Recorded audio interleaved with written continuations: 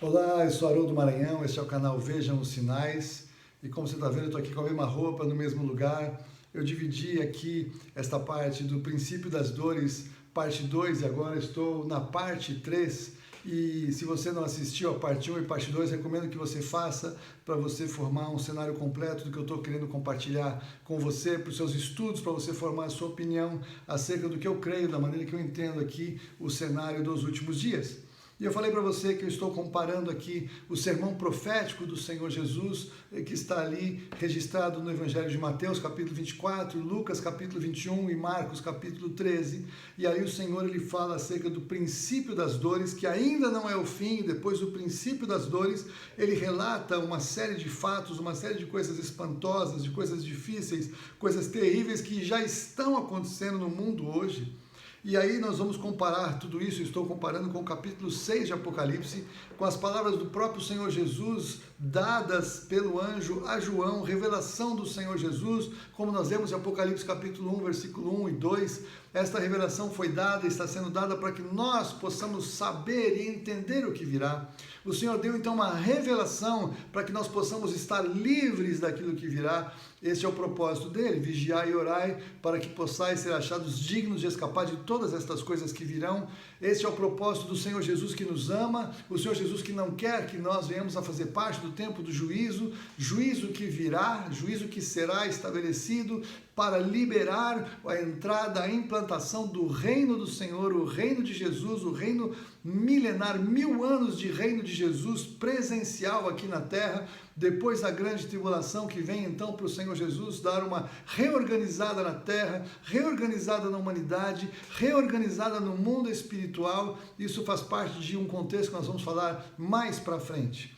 Mas no primeiro vídeo eu falei para vocês acerca do sistema do anticristo sendo estabelecido quando o cavalo branco sai, e ele agora então, ele associado então ao mundo espiritual, os demônios agindo junto com os seres humanos, o anticristo como um ser, eu creio, transicional, não exatamente um humano, eu vou falar sobre isso mais para frente um pouquinho, mas um ser diferente,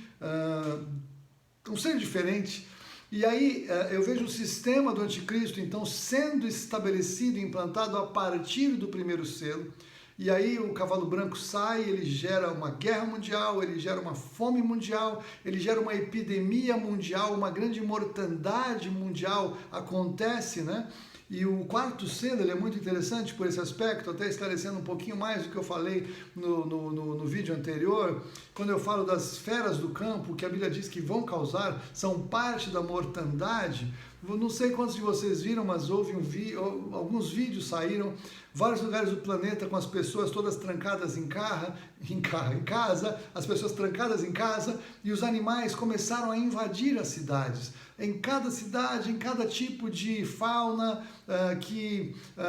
as cidades foram estabelecidas, determinados tipos de animais começaram a ser vistos na cidade. Imagine então uma pandemia muito mais mortal do que essa que a gente está vendo agora, talvez com 20, 30% de letalidade, vai fazer as pessoas ficarem apavoradas, ficarem realmente em casas, confinadas, e eventualmente os animais vão invadir com mais aí, violência. Muitos lugares têm animais até mesmo agressivos, cruéis, no sentido de serem mais violentos, de serem até carnívoros em determinados lugares. Talvez essa mortandade possa ser causada pelos próprios animais famintos, sem ninguém que cuide, com corpos provavelmente pela rua. Vai ser um cenário muito mais terrível do que esse que nós vimos agora.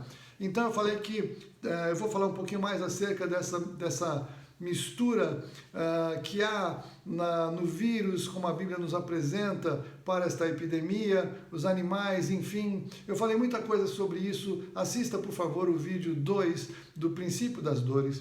Mas eu disse que os selos, então, eles são liberados a partir do sistema do anticristo implantado. Então eu creio que ele vai causar tudo o que acontece nos 4 primeiros selos até aqui, pela permissão do Senhor que reina. Ele não pode fazer nada sem que o Senhor autorize, mas o Senhor está autorizando, está abrindo os selos e liberando o juízo. E o 5º selo, então, confirma o que eu estou falando para você, porque o 5º selo, ele combina com algo que o Senhor Jesus falou no seu sermão profético. No sermão profético ele falou sobre a perseguição aos que são dele. Ele falou que haveria traição entre os da própria casa. Ele falou que muitos vão entregar uns aos outros e haveria ali uma perseguição e muitos seriam presos e mortos. E eu compartilhei com vocês que eu entendo que o que o Senhor Jesus fala no princípio das dores, no começo ele está falando exclusivamente para o Pedro, André, Tiago e João, falando acerca da destruição do templo, quando houve toda a destruição do templo e da cidade de Jerusalém pelo Império Romano. O general Tito comandou aquela destruição e foi terrível a perseguição e morte aos judeus daquela época. E eu digo que há também uma figura profética de que isso vai acontecer nos últimos dias. Imagine um sistema totalitário entrando, as pessoas com medo de serem mortas ou de serem presas ou julgadas vão denunciar umas às outras, como nós estamos vendo que começa a acontecer quando há uma grande pressão ou opressão na humanidade.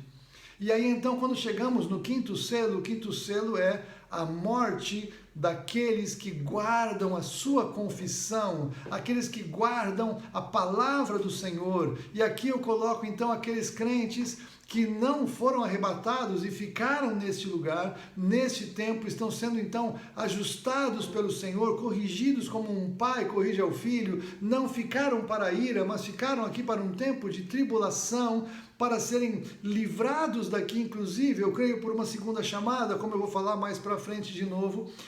Eu tenho uma grande série sobre isso, veja o que eu falei sobre os arrebatamentos até agora, mas aqui então os mártires. E quem promove a mortandade destes mártires? O sistema do anticristo, é claro, o sistema governamental que está sendo estabelecido. Então já houve um grande rearranjo do planeta pelas guerras, pela Terceira Guerra Mundial orquestrada, pela fome manipulada, pela mortandade também manipulada. Então, muito mais agora a perseguição àqueles que agora estão, de uma certa forma, ajudando as pessoas a entender o que está acontecendo. Eles sabem o que está acontecendo, eles conhecem o Evangelho, conhecem a Bíblia, estão explicando para as pessoas a sequência dos fatos, a sequência do que está acontecendo. Vão ser chamados os caras das fake news, os caras que estão mentindo, estão trazendo uma palavra de engano. Então, a perseguição vai ser para matá-los, para que não falem mais. E o Senhor vai guardá-los, o Senhor vai poupar muitos deles, outros não serão livrados. A palavra de Deus diz também que é preciosa a morte do santo ao Senhor.